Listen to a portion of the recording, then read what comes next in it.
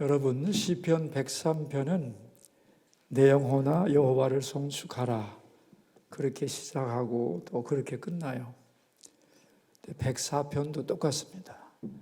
내 영혼아 여호와를 송축하라 그렇게 시작하고 그렇게 끝납니다. 그러면 103편과 104편은 어떻게 다르냐 하면은 103편은 우리가 받은 은혜를 열거하는 거예요. 우리를 죄에서 사해 주시고 병에서 고쳐 주시고 인자와 긍휼로 우리를 덮어 주시고 내가 받은 은혜를 막 열거하면서 그 은혜에 대하여 우리는 하나님께 송축해야 된다. 그게 103편의 내용입니다.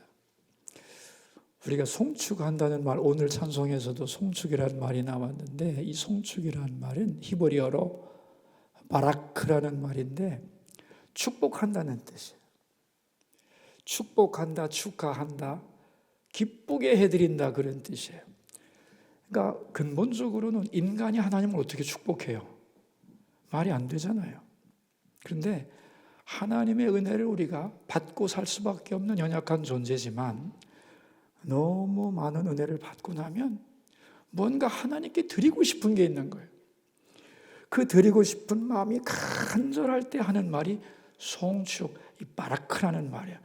쉽게 말하면 단순히 감사한다는 뜻을 넘어서 어떻게 하면 내가 가진, 나는 다 받지 않으면 살 수 없는 존재지만 그러나 뭔가 내가 있는 걸 다 해가지고 하나님을 축복할 수 있는 게 없을까? 기쁘시게 할 게 없을까? 이러한 간절한 마음을 나타내는 것이 바로 송축이다. 그런 말이에요. 그래서 은혜를 아는 자는, 내가 받은 은혜가 너무 많다고 느끼는 자는 반드시 송축하고자 하는 열망이 우리 속에서 끌어나오게 돼 있어요. 어떻게 하면 하나님을 기쁘시게 좀 할 수 있을까? 그래서 103편은 내가 받은 은혜를 송축해야지 그런 뜻이고, 104편은 어떻게 하면 구체적으로 송축할 수 있는가를 자연 만물을 통해서 이 지은이가 깨달은 거예요. 그러니까 자연 만물처럼 우리도 여호와를 송축하여 하나님, 은혜 베푸시는 하나님을 기쁘게 해드리자. 그런 의미에서 송축하자. 그렇게 이해를 하시면 될 겁니다. 이 104편은 크게 두 파트로 나누어지는데 전반부는 자연 만물에 대한 하나님의 위대하신 은혜와 능력을 먼저는 높이는 것이고, 후반부는 그 모든 자연 만물이 하나님의 은혜가 아니고는 살 수 없다고 하는, 즉 하나님의 그 창조의 능력이 얼마나 종속되어 있고 또 하나님은 그걸 보시면서 얼마나 기뻐하시는가를 보여주고 있습니다. 오늘 제목이 뭐예요? 그리스도인의 자연관이에요. 그러니까 우리가 이 우주 만물 세상을 보는 관점을 바로 해야 되는데, 여러분 세상에는 자연을 사랑하는 사람들이 굉장히 많아요. 그죠? 자연을 사랑하는 사람들이 우주를 뭐라고 부르냐면은 우주 어머니라고 불러요. 우주 어머니. 이걸 이론적으로는 가이아 이론이라고 하는데, 지구와 자연은 모든 생명체를 품고 살릴 수 있는 엄청난 능력을 가지고 있고 동시에 인격자라고 하는 개념을 가지고 있어요. 그런데 많은 생태학자들이 이 가이아 이론을 점점 더 지지하고 있습니다. 근데 이 가이아 이론은 신학적으로 보면은 올바른 자연관이 아니에요. 왜요? 자연 자체가 능력이 있고 자연 자체를 인격적인 어머니로 보기 때문에 틀려먹은 거예요. 자연은 누가 만드신 거예요? 하나님이 만드신 피조물일 뿐이에요. 하나님이 자연에게 각각의 아름다움과 능력을 주셨기 때문에 하나님의 영광을 받으셔야 되는데, 많은 생태학자들은 자연 자체를 점점 높이고 있다는 거예요. 그러니까 잘못된 자연관이 세상을 지배하고 있는 거예요. 그럼 올바른 자연관이란 뭐냐 하면은, 자연을 보면서 하나님의 위대하심과 사랑과 우리를 돌보시는 은혜가 얼마나 큰가를 느끼면서 보는 자연, 그게 올바른 그리스도인의 자연관이다, 그런 말입니다. 여러분, 올바른 자연관을 가지고 있지 못하면 사람은 자연을 첫째로 숭배하게 되어 있어요. 우상숭배의 시작이 자연 만물 아니에요. 우상숭배는 하나님이 받아야 할 영광을 피조물이 받는 게 우상숭배죠. 그 우상숭배의 시작이 자연에서 시작된 거예요. 태양이라고 하는 거 얼마나 대단합니까? 그 빛이 없으면 살 수가 없잖아요. 그죠? 능력 있잖아요. 그래서 태양을 숭배해요. 우상숭배의 시작이 그거예요.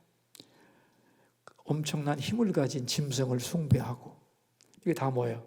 우상숭배. 그러니까 올바르지 않은 자연관을 가지고 있을 때는 사람은 첫째, 자연을 숭배하게 된다, 그런 얘기예요. 최근에 우리 교회 어떤 집사님이 일본에 갔다 오셨대요. 그래서 가셨던 일을 잘 됐어요. 그랬더니만, 목사님 잘 되고요, 더 중요한 건 제가 6명을 전도하고 왔습니다. 그래요? 아니 어떻게 일본에 가서 며칠 있으면 다 6명이나 전도를 해? 어떻게 전도했어요? 그랬더니 그 사업 파트너들에게 물었다는 거예요. 당신은 뭘 믿고 사냐고 그랬더니, 우리는 자연을 믿습니다, 그러더라는 거예요. 자연을 믿는다고요? 여러분, 일본의 자연이 좋잖아요.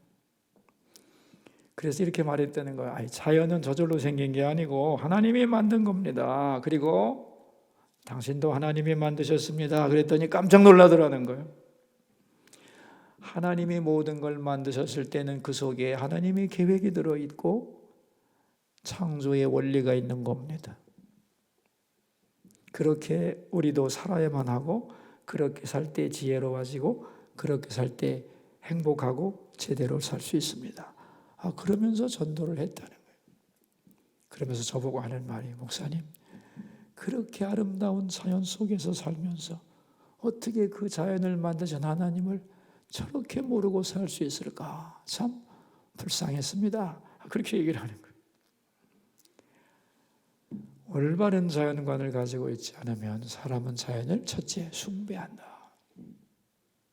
두 번째는, 올바른 자연관이 없으면 우리는 우리가 보는 것의 원인을 설명할 수가 없습니다.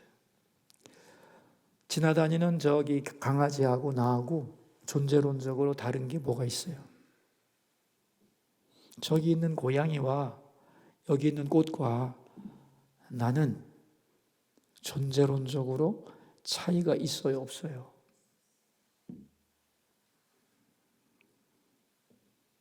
인간인데 내가 저것들과는 다르지.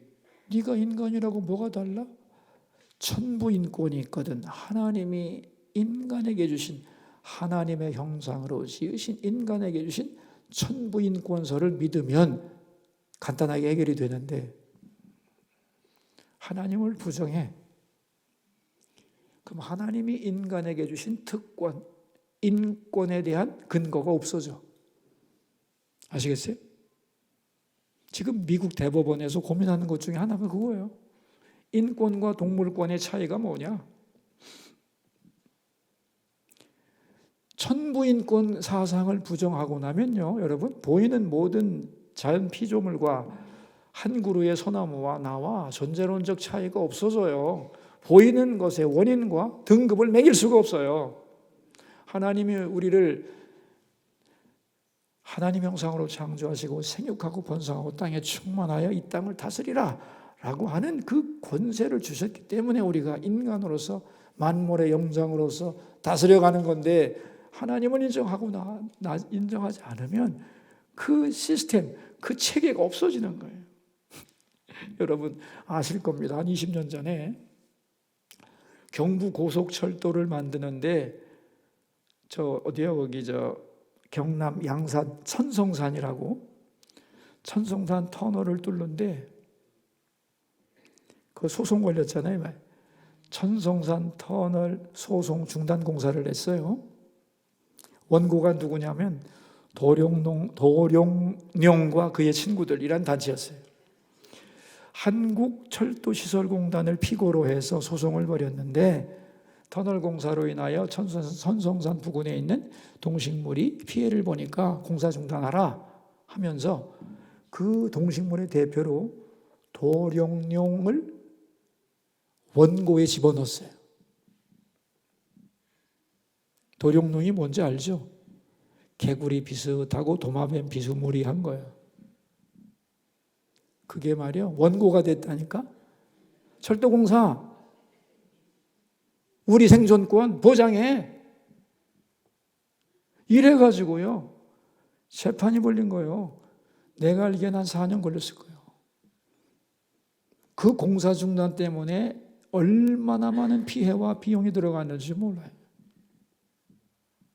마침내 대법원에서 안 된다, 금지 결정 때렸기 때문에 넘어갔지, 그거 참 받아들였으면 나라 꼴 참 우스워졌을 겁니다. 어느 스님은요 동물 사랑 때문에 단식 투쟁을 했거든. 여러분, 살생금지는 자비가 아닙니다. 인간과 짐승, 사람과 자연을 구분하지 못하기 때문에 나오는 것들. 올바른 자연관을 가진다는 게 얼마나 귀한 건지 몰라요. 하나님을 알고 영적인 구원을 받으면 자연을 보는 눈이 열립니다. 하나님을 향하여 받은 은혜에 대한 감각이 열리면서 보이는 자연을 보는 눈이 달라지는 거예요. 그래서 믿음이 성숙한 사람은 세상을 보고 자연 만물을 보면서 하나님을 찬양하죠. 예수님이 뭐라고 그랬어요? 공중 나는 새를 보라. 네? 뭐라고 그랬어요? 하나님이 먹이신다. 들의 백합화를 보라. 하나님이 입히시는 거다. 구원받지 못한 사람은 죽었다 깨나도 그렇게 볼 수가 없는 거예요.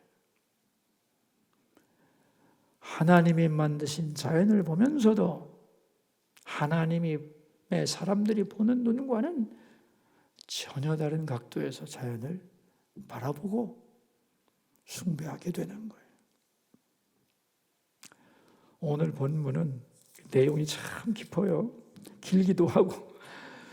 이게 오늘 이 시편 104편이 창세기 1장을 모델로 하는 건데, 창세기 1장은 창조에 대한 간단한 묘사라면 시편 104편은 창세기 1장에 대한 감격을 적은 거예요. 먼저 우리 1절을 보시면은 내 영혼아 여호와를 송축하라. 여러분 읽으세요.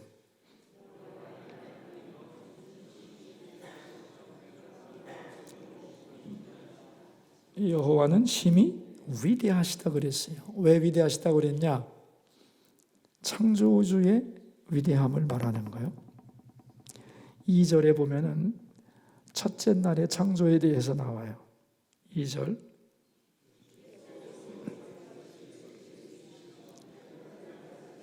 예, 첫째 날에 빛을 만드셨잖아요.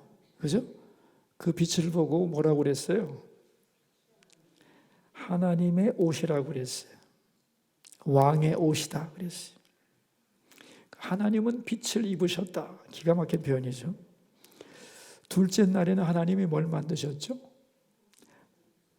하늘을 만들었어요. 하늘을.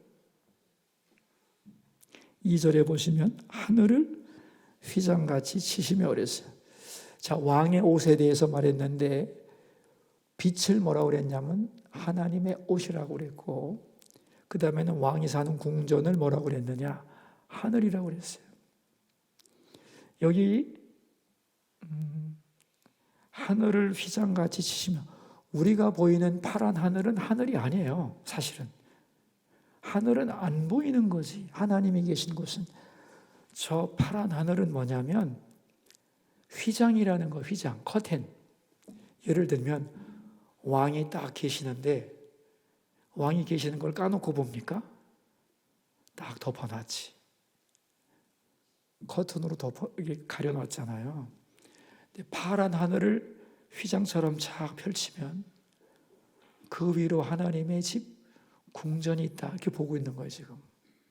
이해되세요? 셋째 날에는 뭘 만드셨냐면 5절에 땅을 만드셨잖아요. 그죠? 그리고 바다를 만들고 산을 만들고, 우리 8절을 한번 쭉 봅시다.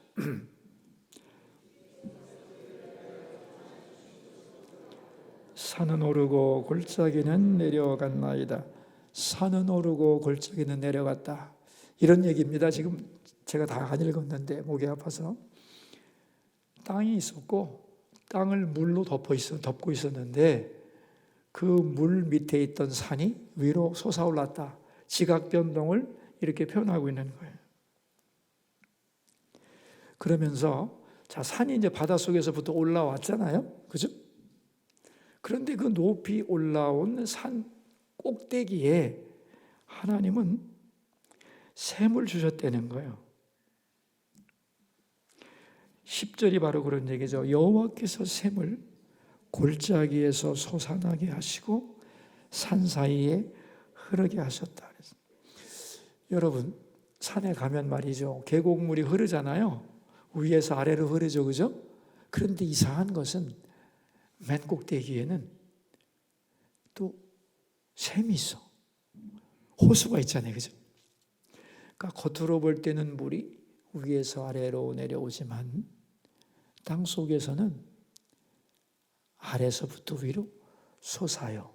다시 말하면 물이 땅을, 산을 순환한다는 거예요.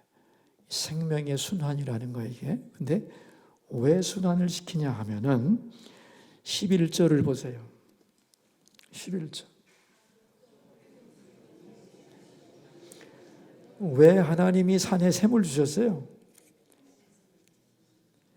땅의 짐승들에게 마시게 하려고.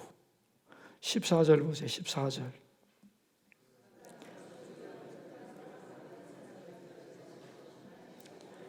풀과 채소를 자라게 하시려고. 15절.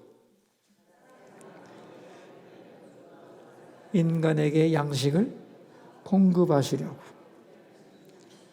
16절. 각종 나무가 자라게 하시려고. 그 나무에서 새들이 살고 숲에서 짐승들이 자라면서 물을 먹게 하기 위해서. 다시 말하면 짐승들이 먹고 식물이 자라고 곡식이 익으며 사람들의 생명을 유지하게 하기 위하여 하나님이, 그죠? 산에, 골짜기에, 호수에 물들을 배치해 주셨다. 그 다음에 넷째 날에 창조된 것이 해와 달인데 19절과 20절을 보시면 나와요. 여호와께서 달로 절기를 정하시며 해는 그 지는 때를 알도다. 주께서 흑암을 지어 밤이 되게 하시니 삼림의 모든 짐승이 기어 나오나이다. 낮에는 햇빛을 받아서 사람들이 일해요. 여기 22절 23절에 보면 해가 돋으면 물러가서 그들의 굴 속에 눕고, 그러니까 낮에는 하나님이 햇빛을 주셔서 사람들이 일하게 하고 밤에는 짐승들이 기어 나오게 하고, 여기 재미있는 표현이 있습니다. 21절.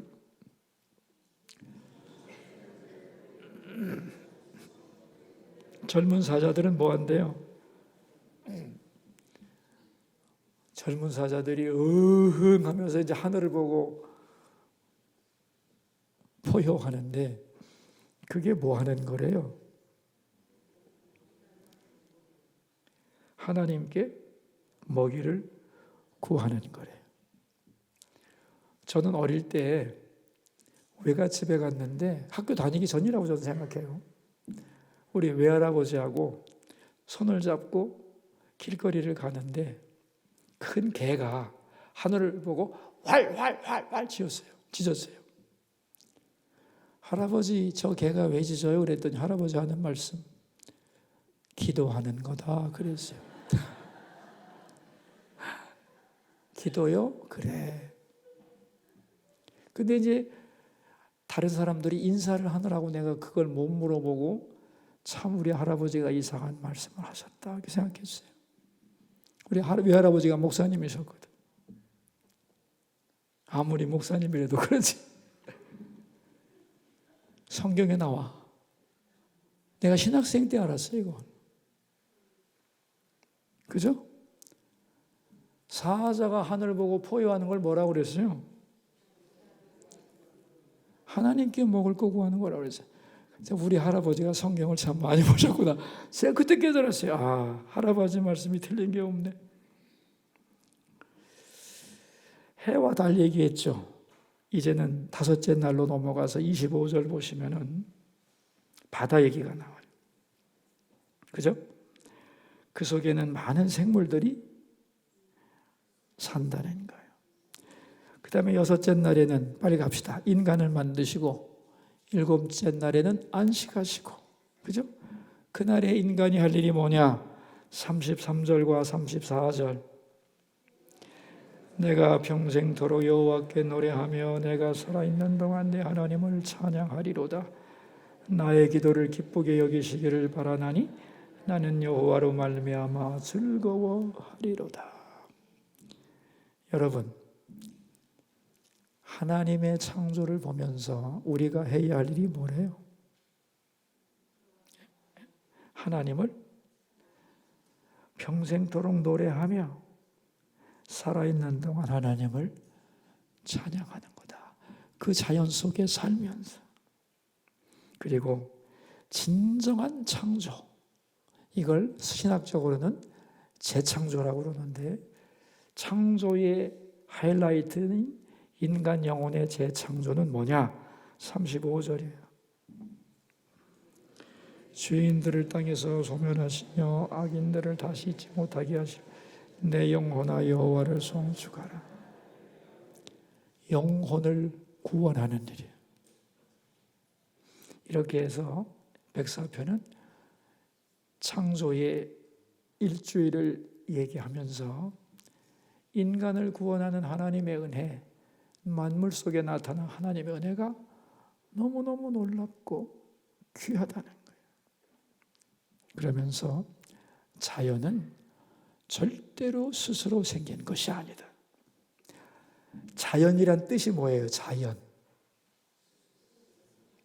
스스로자 그럴연. 지 혼자 생겼다는 뜻이야.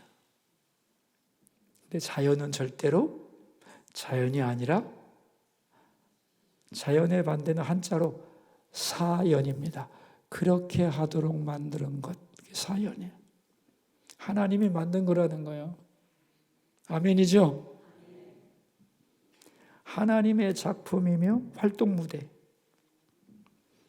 이 자연은 너무도 아름답고 위대하고 감동스러워. 그리고 자연 속에 있는 모든 것은 하나님을 철저하게 의존해 그분께 은혜 받고 있어. 그 질서를 따라 살아가야 하고 감사하고 찬송하며 살아야 된다는 거예요. 그런데 여러분, 자연 속에 유독 인간만이 다른 피조물과 다르다는 거예요. 어떻게 다르냐면 자연을 향한 하나님의 뜻은 100% 성취돼요. 사자를 향한 하나님의 뜻, 바다를 향한 하나님의 뜻, 꽃을 향한 하나님의 뜻, 어겨지는 거 있어요, 없어요? 있어요, 없어요? 없어요. 하나님의 뜻이 100% 성취돼요. 오직 하나의 피조물, 인간에게서만 하나님의 계획이 어그러져요. 왜 그럴까요? 만물의 영장으로 지었는데 모든 피조물보다 은혜를 더 많이 주었는데 그 똑똑한 인간이 자기의 생각으로 하나님을 거부하는 거예요. 오늘 시인은 그것을 착안한 거예요. 저 많은 자연 만물은 다 하나님의 뜻에 100% 순종한다는 거예요. 인간이 그걸 배워야 된다는 거예요. 103편에 이렇게 많은 은혜를 받아놓고 그보다 못한 자연도 하나님의 뜻을 100% 순종하는데 자연 좀 닮아봐라. 그런 얘기입니다. 어떤 목사님이 부흥회를 하러 지방에 가셨는데 호텔에서 묵었다는 거예요. 근데 이제 집회를 마치고 저녁에 와가지고 사모님이 챙겨주신 꿀을 타 먹으려고 집회 나가면 목을 많이 쓰니까 이제 사모님이 꿀 챙겨줬나. 호텔에서 꿀을 먹으려고 꿀따지를 열었더니 어디서 개미 새끼가 새까맣게 붙어 있는 거야. 새까맣게.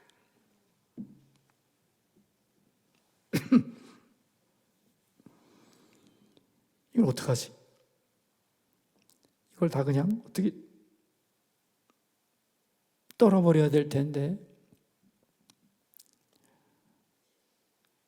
이런 생각이 들었다는 거예요. 죽이지 말고 하나하나 다 살살 떼어내가지고 살려줘서 자기 길 찾아가게 해주자. 그래서 그 꿀에 붙어있는 개미들을 니네 집으로 찾아가라 하고서 뛰고 있는데 갑자기 마음속에 음성이 들렸다는 거예요. 얘야, 개미같이 갈 길 모르겠냐? 여기 있는 개미 중에 길 잃어버린 개미는 한 마리도 없다. 지금 여기서 갈 길 몰라 하는 것은 너뿐이다. 이랬대요. 여러분, 개미가 말이요, 꿀을 먹기 위해서 호텔 그 방까지 기어 들어오는 것들이야. 그죠? 다 먹으면 내가 가라고 안 그래도 지네 집으로 다 들어가. 그죠? 개미는요, 길을 잃지 않습니다. 절대로. 벌들이 길을 잃고서 생선이 길을 잃겠어. 지갈 길 잃는 건 누구야? 인간. 갈 길을 모르는 건 인간뿐이요. 죄 때문에. 그래서 여기서 갈 길을 못 찾는 건 너뿐이다. 참, 여러분,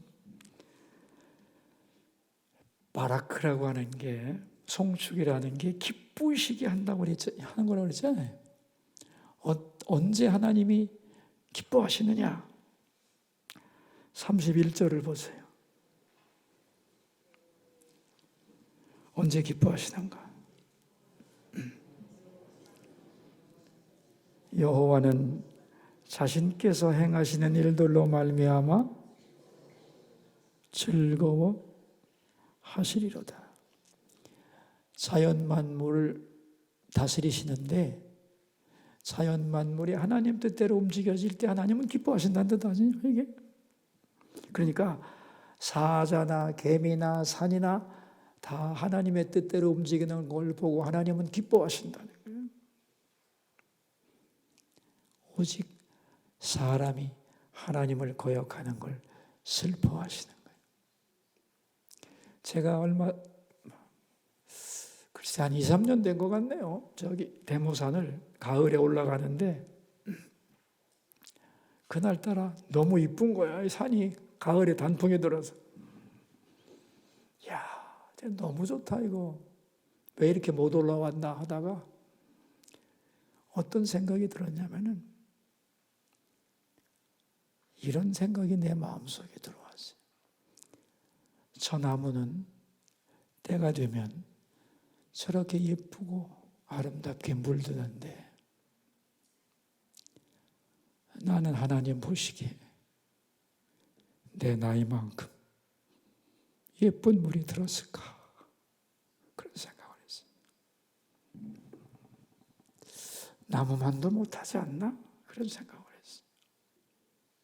지금 이 104편이 그런 얘기하고 있는 거예요. 자연은 하나님 뜻대로 움직여서 하나님을 기쁘시게 하는데 인간은 기쁘게 못한다는 거예요. 하나님을 송축해야 되는데 그래서 하나님은 어떤 기도를 하기를 원하시냐면은 34절 나의 기도를 기쁘게 여기시기를 바라나니 나는 여호와로 말미암아 즐거워하리다. 이게 오늘 핵심 구절인데 무슨 말이냐면은 이런 기도를 하라는 거예요. 여러분 우리가 어떤 기도를 하면 하나님이 좋아하실 것 같아요? 저를 향한 하나님의 뜻을 절대로 거부하지 않겠습니다. 하나님의 저를 향한 계획을 나를 통하여 다 이루시도록 주님 저를 내려놓겠습니다. 그런 기도를 하라는 거예요. 그럼 뭐야?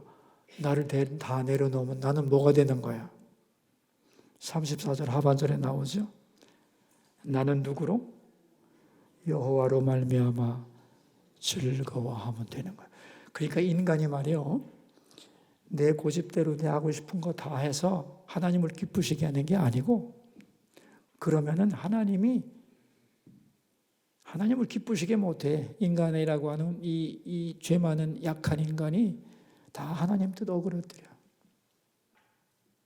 내 뜻 내려놓고 저 나무도 물고기도 짐승도 하나님 앞에 거역하는 마음 없듯이 내 속에 있는 거역하는 마음 다 내려놓고 하나님 나를 향하여 가지고 계신 그 뜻을 위하여 내가 내 마음 다 내려놓고 주님만 바라보고 그 얘기에 지금 그런 기도를 하고 너는 그렇게 될 때 하나님이 너를 통해 하시는 그 하나님을 보고 기뻐하라는 거예요. 내가 원하는 소원이 아니고 하나님 때문에 기뻐하라. 아멘인가요?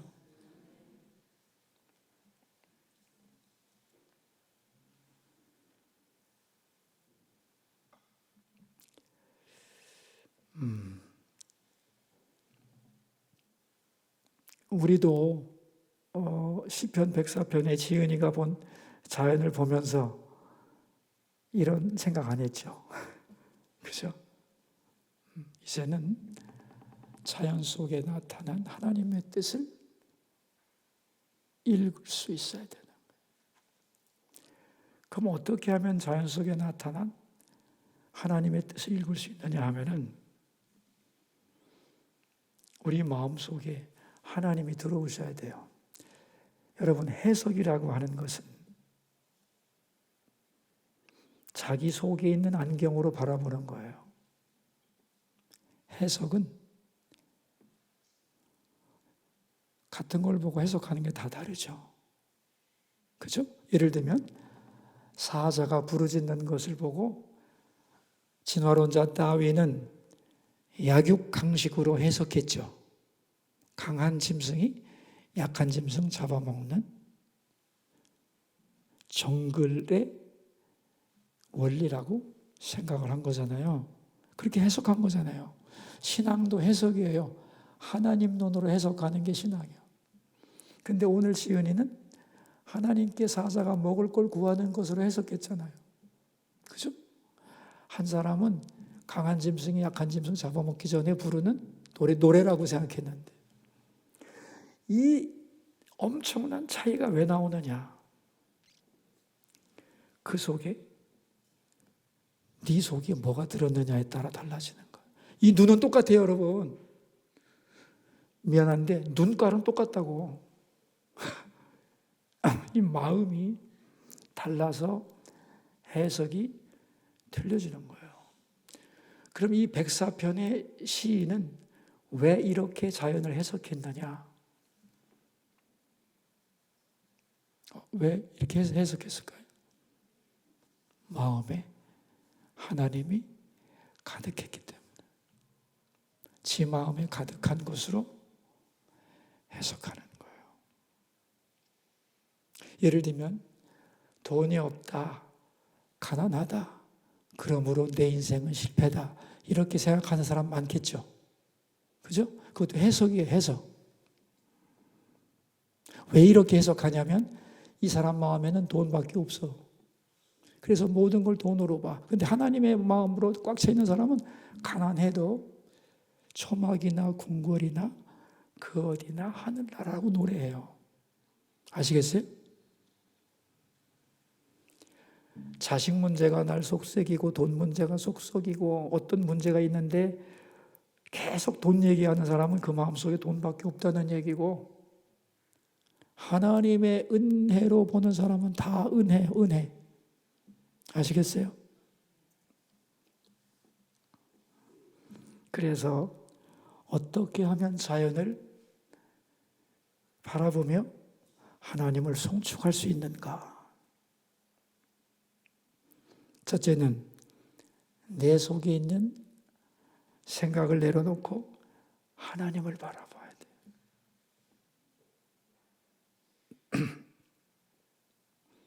그때 하나님이 내 마음에 들어오셔서 내 눈으로 보는 모든 것을 하나님의 눈으로 보고 해석하게 해주셔요. 그렇게 내 마음에 하나님이 계실 때만 우리는 만물을 보며 하나님을 송축할 수 있는 거예요. 일생을 살면서 하나님을 송축할 일은 끝도 없어요. 많은 것들이 하나님을 송축해야 되는데 우리는 송축을 안 하고 있는 거예요. 그게 슬픈 거예요. 그럼 왜 송축을 안 하느냐? 내 마음 안에 하나님 대신 딴 게 들어가 있어서 그래요. 그게 인간의 죄입니다. 내 마음속에 들어있는 하나님 아닌 것을 내려놓고, 오늘 기도했잖아요. 하나님 어떻게 기도하라고 그랬어요? 내 마음 내려놓고 하나님이 나를 향해 가지고 계신 그 뜻을 내 뜻으로 받고 나를 내려놓기 원합니다. 그리고 나는 하나님으로 즐거워하기 원합니다. 이런 마음을 가지셔야 돼요. 그러면 어떤 경우에도 하나님 송축할 수 있어요.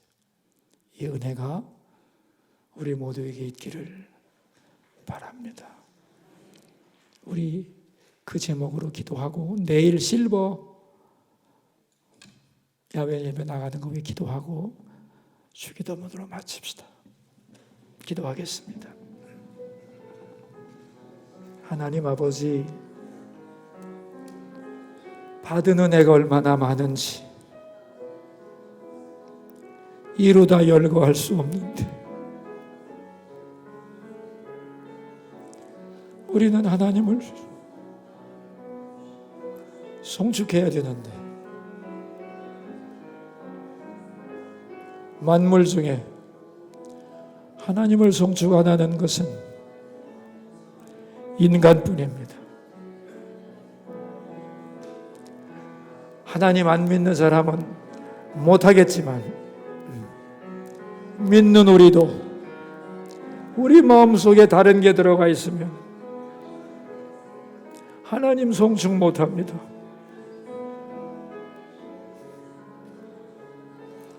우리 마음속에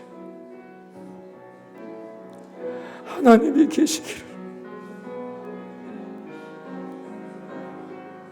우리 마음이 하나님으로 채워지기를, 그래서 모든 것을 하나님의 눈으로 볼 수 있기를, 그래서 한없이 송축할 수 있기를, 그래서 하나님을 기쁘시게 하는 인생을 살도록 도와주소서. 주님, 저희 내일 실버들 소중한 하나님의 아들, 딸들 야외 예배 나갑니다. 안전하고 건강하고 행복하시도록 도와주시고 주님께 가는 날까지 건강하며 평안하며 하나님을 더 알아가고 깊이 사랑하는 모든 실버 회원들이 되도록 도와주시고, 수고하는 모든 분들에게도 은혜 내려 주옵소서.